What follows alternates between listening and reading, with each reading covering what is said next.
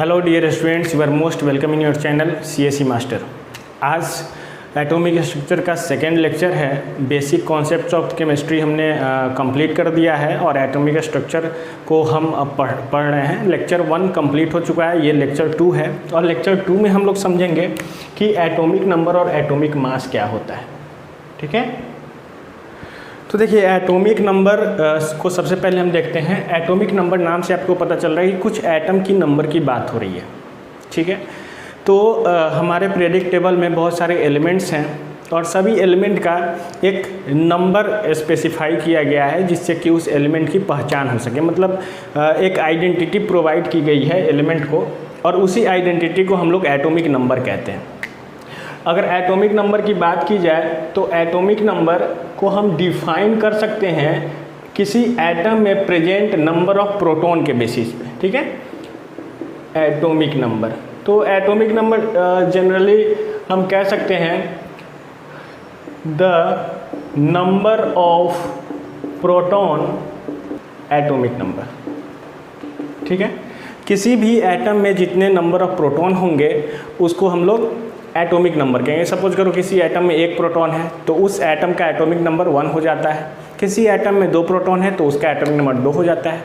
किसी एटम में 10 प्रोटॉन है तो उसका एटॉमिक नंबर 10 हो जाता है। मतलब कि एटॉमिक नंबर ऑफ प्रोटॉन से डिसाइड किया जाता है। एटॉमिक नंबर को हम लोग रिप्रेजेंट करते हैं, रिप्रेजेंटेड बाई जेड। ठीक है, इसको हम लोग जेड से रिप्रेजेंट करते हैं। तो सपोज करो किसी एटम में नंबर ऑफ प्रोटॉन n है। ठीक है ना, देयर आर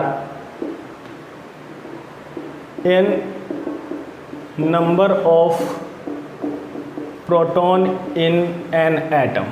ठीक है, तो उस एटम का एटॉमिक मास क्या हो जाएगा?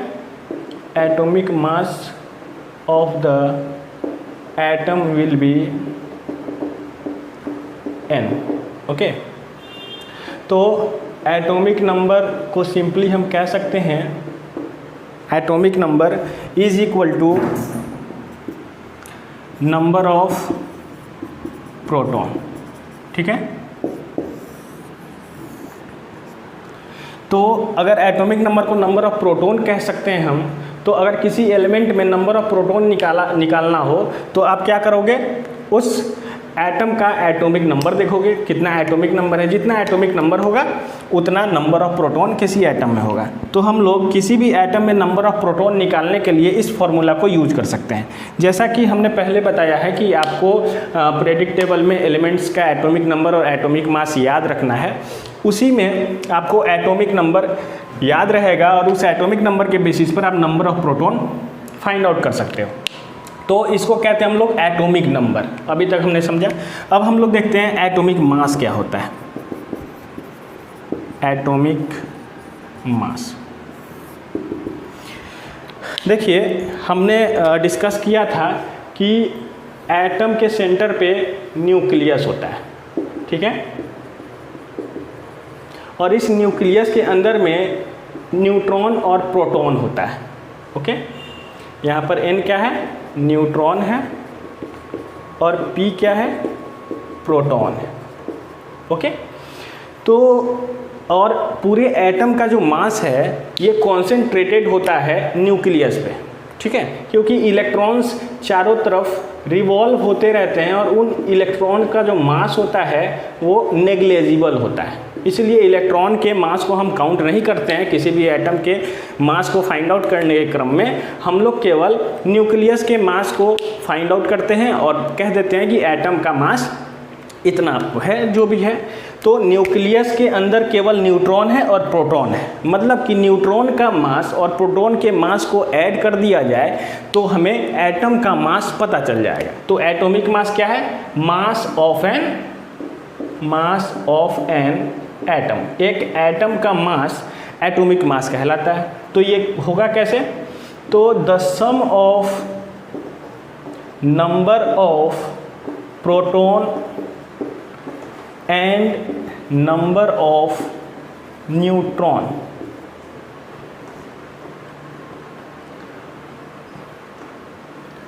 are known as what? Atomic mass. ठीक है, तो जैसे कि हमें पता करना हो कि एटॉमिक मास किसी एटम का क्या है, तो हम ये देखेंगे कि उस एटम में कितने न्यूट्रॉन हैं और कितने प्रोटॉन हैं। हमने जब न्यूट्रॉन, प्रोटॉन और इलेक्ट्रॉन का जिक्र किया था तो उस समय हमने एक यूनिट मास का कॉन्सेप्ट बताया था कि प्रोटॉन का यूनिट मास 1 होता है, न्यूट्रॉन का यूनिट मास 1 होता है और इलेक्ट्रॉन का यूनिट मास 0 होता है। ठीक, क्योंकि इलेक्ट्रॉन का जो मास है उसको हम नेग्लिजिबल मानते हैं।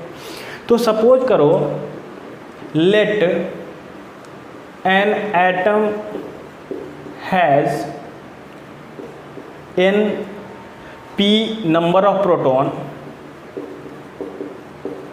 and n number of neutron, then atomic mass equal to what?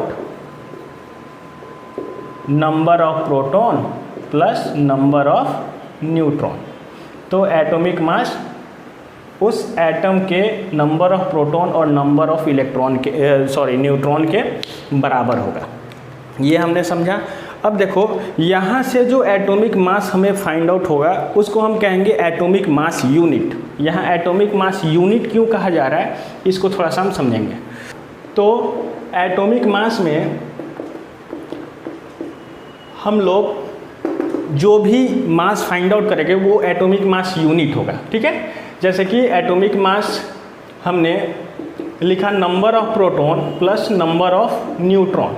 ठीक है, जहाँ पे ये है एटॉमिक मास,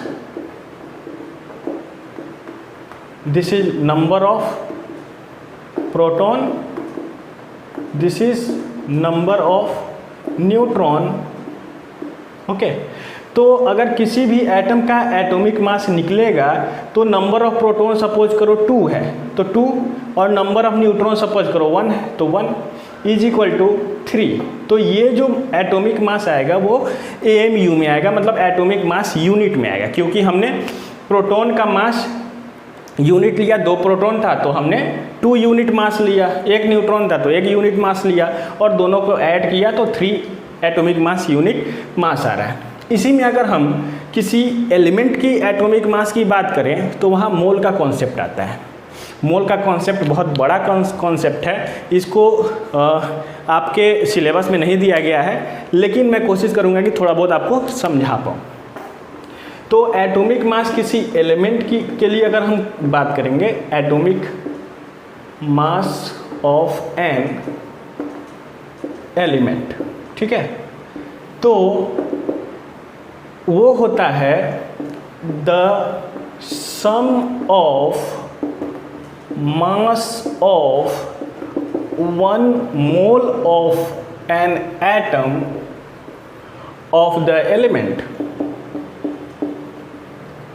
ठीक है, अब देखो जो एलिमेंट का एटॉमिक मास होता है वो एलिमेंट के अंदर में 1 मोल एटम के मास के सम के इक्वल होता है। ठीक, मतलब कि atomic mass is equal to क्या हो जाएगा, मास ऑफ 1 मोल एटम। ठीक है, और मास ऑफ 1 मोल एटम का मतलब हुआ मास ऑफ 6.023 इंटू 10⁻23 एटम्स। ठीक है, इतने एटम के मास को हम लोग एटॉमिक मास कहते हैं किसी भी एलिमेंट का। इसी को हम लिख सकते हैं मास ऑफ Na एटम।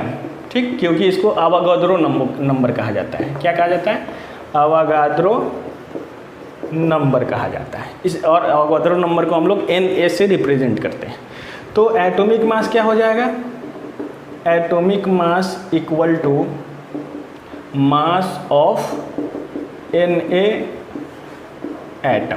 ओके, तो हम लोग किसी एलिमेंट का एटॉमिक मास कुछ इस तरह से निकालेंगे।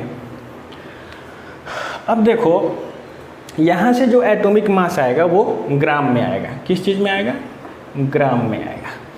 जैसे एग्जाम्पल के लिए अगर एग्जाम्पल की बात की जाए तो एटॉमिक मास ऑफ हाइड्रोजन ये 1 ग्राम होता है, ठीक है।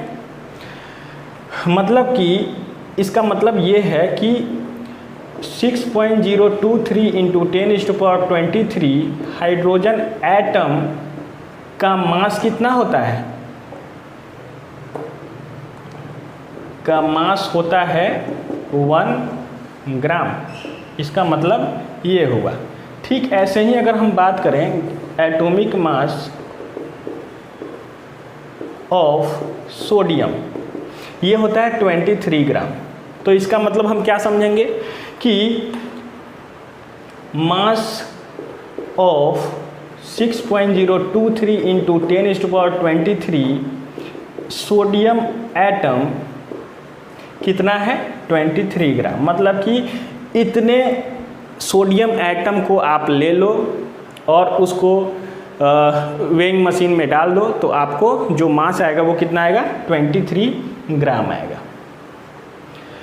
तो ऐसे ही और जितने भी एलिमेंट है, जैसे एल्युमिनियम का एटॉमिक मास होता है 27, ठीक है।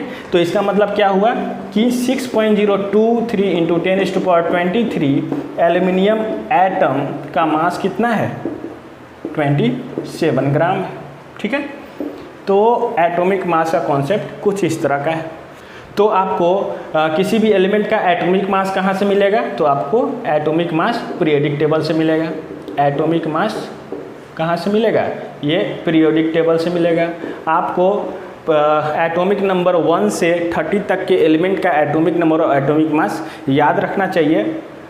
क्यों? क्योंकि ये आपके कैलकुलेशन में फर्दर यूज होगा, ठीक। पीरियोडिक टेबल से आप एटॉमिक मास को यूज कर सकते हो। अब देखो एटॉमिक मास को एक जगह और हम यूज करेंगे, वो कहाँ करेंगे? तो वो यहाँ पे करेंगे। देखो जैसे हमने क्या बताया, atomic mass is equal to number of proton plus number of neutron, ये होता है। अगर हमें एटॉमिक मास पता चल जाए और नंबर ऑफ प्रोटॉन क्या होता है? एटॉमिक नंबर होता है। एटॉमिक नंबर होता है number of proton plus number of neutron, ठीक है। तो यहाँ से हम नंबर ऑफ न्यूट्रॉन निकाल सकते हैं क्या? क्योंकि पीरियोडिक टेबल में ये दिया गया है, पीरियोडिक टेबल में एटॉमिक नंबर भी दिया गया है।